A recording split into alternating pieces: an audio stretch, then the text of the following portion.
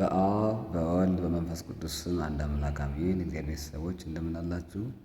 ሰላም እግዚአብሔር ከሁላችን ጋር ይሁን።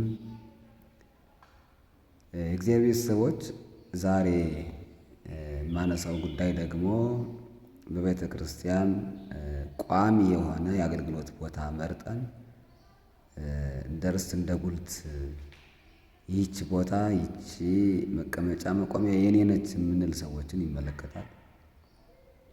ቤተ ክርስቲያን የሁላችን ነች፣ የሁሉም ሰው ነች።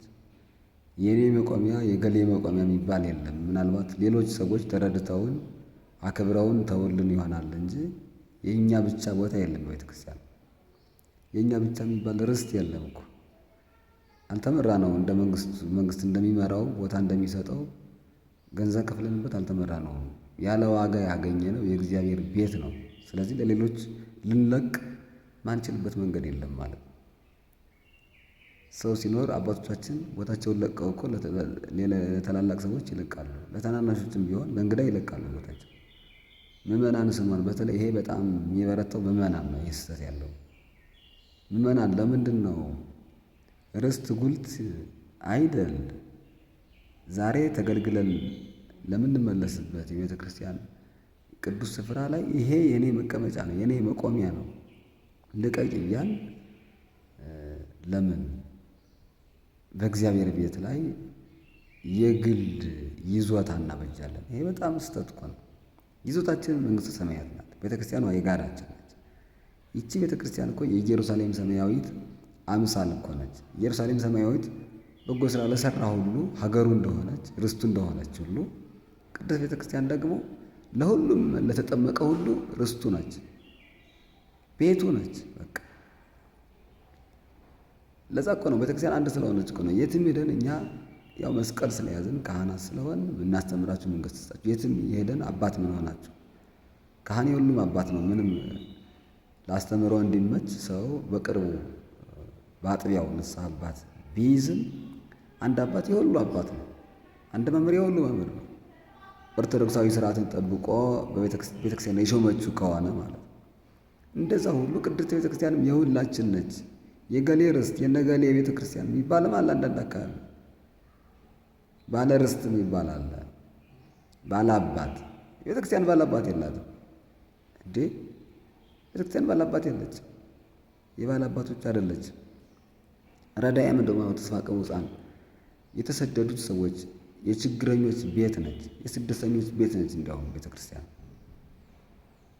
በዚህ ዓለም በመከራ የተሰደዱ ከወዲያኛይቱ ዓለም ከመንግሥተ ሰማያትም እንዳይሰደዱ ሕሊናቸው በመሰደድ ላይ ያሉ ምዕመናንን የምትቀበል የስደተኞች ቤት ነች ቤተ ክርስቲያን። የችግረኞች ማረፊያ ነች። በቃ በሕሊናው የተቸገረ ያረፈ በነፍሱ የተጎዳ ሰው ሁሉ የሚጠለልባት፣ በስጋውም ችግር የገጠመ ሁሉ ችግሩን የሚያስወግድባት የሁሉ ቤት ኦርቶዶክሳዊ የሆነ ማለት ነው። ስለዚህ ርስት ጉልት የለም። አንጥፋችሁ መቀመጫ አስቀምጣችሁ ኮልኩላችሁ ድንጋይም ቢሆን ይሄ የኔ ቦታ ነው ካላችሁ በእግዚአብሔር ርስት መንግስት ላይ ስልጣን አለኝ እያላችሁ ነው። በጣም ይሄ ስህተት ነው፣ በጣም ስህተት ነው። አንድ ቤተ ክርስቲያን ላይ የተፈጠረውን ልንገራችሁ። ምዕመናን እንደዚህ በጽጌ ሲሄዱ አንጥፈው ወዝጉዘው ይሄ የኔ ቦታ ነው እያሉ እንትን ይላሉ እና ቅዳሜ ገብተው የየራሳቸውን ምንጣፍ አንጥፈዋል።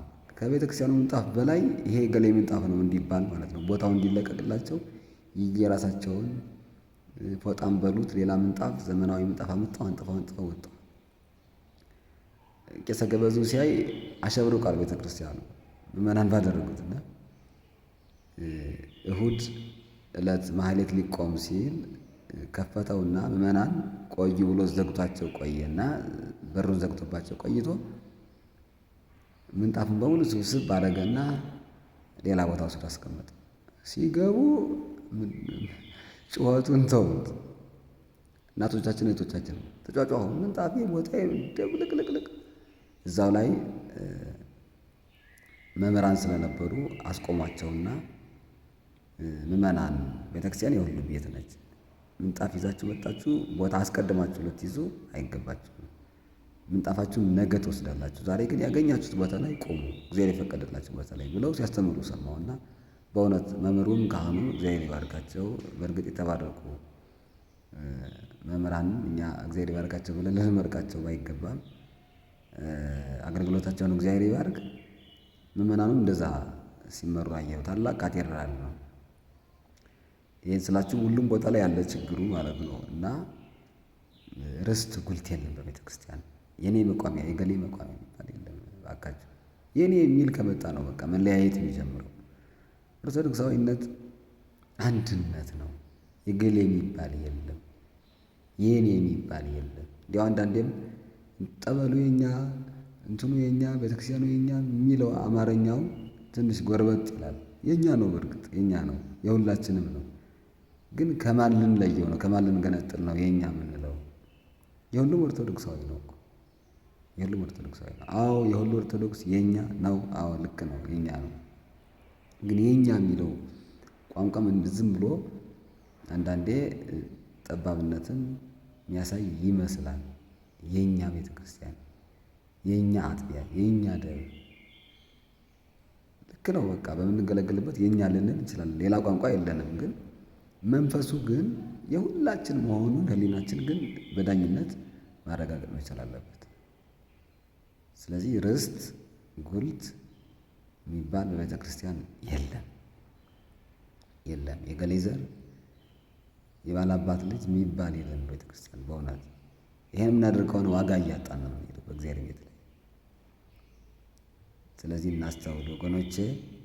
ባገኘነው አጋጣሚ እንቁም። ታናናሾች ታላላቆችን እናክብር። ብንችል ታላላቆችም ታናናሾችን ብናከብር ራሱ ዋጋ እናገኝበታለን፣ አንጎዳበትም። መከባበሩ እንዳለ ሆኖ ይሄ የኔ ቦታ ነው ይሄ የኔ ነው የሚል ግን አይኖርም በቤተ ክርስቲያን። ሁሉም ሀብቱ የጋራ ነው። የጋራ ሀብት ነው ያለን። በጋራ ተጠቅመን በጋራ ኖረን በኋላም ከማታልፈው ርስት መንግሥተ ሰማያት በጋራ እንድንኖር አምላካችን ይፍቀድልን።